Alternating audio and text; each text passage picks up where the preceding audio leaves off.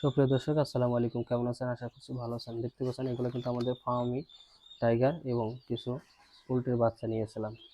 তবে আমি আমাদের বাচ্চাগুলোর একটা সমস্যা হয়েছে, সেগুলো আছে সালমোনেলা রোগ হয়েছে।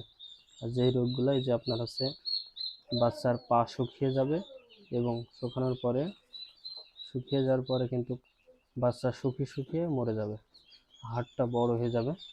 তো এই যে আমাদের কিন্তু সেই সমস্যাটা হয়েছে আমাদের খামারে।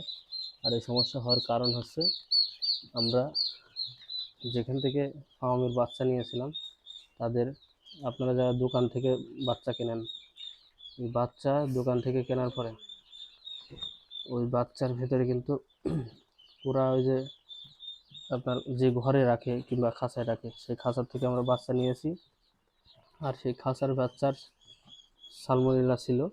সেই সালমোনেলা এখন আমাদের পুরো বোর্ডারের ভিতরে ছড়িয়ে গেছে আর কি। দেখতে পাচ্ছেন প্রত্যেকটা বাচ্চায় সালমোনেলা হয়েছে। এখন এই রোগের থেকে বাঁচার জন্য আমরা কিন্তু ওষুধ নিয়েছি, একটা ডোজ নিয়েছি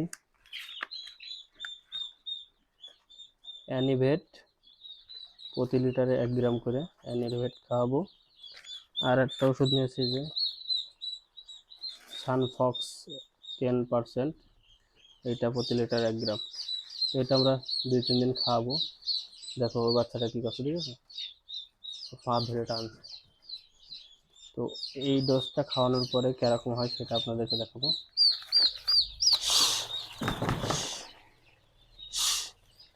খাওয়ানোর পরে দেখাবো যে কীরকম হয়, ভালো হয় না কি, সেটাও আপনাদেরকে দেখাবো ইনশাল্লাহ। তো যারা বাচ্চা নেবেন, এই দেখেন কী সমস্যা দেখছেন, যারা বাচ্চা নেবেন তারা খুব খেয়াল করে বাচ্চা নেবেন।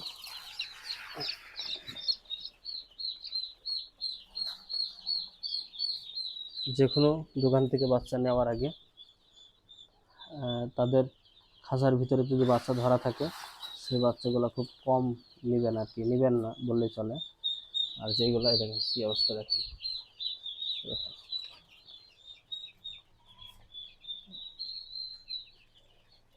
তো এই ভিডিও বলতে শেষ করছি। আল্লাহ হাফেজ। সবাই ভালো থাকবেন, সুস্থ থাকবেন।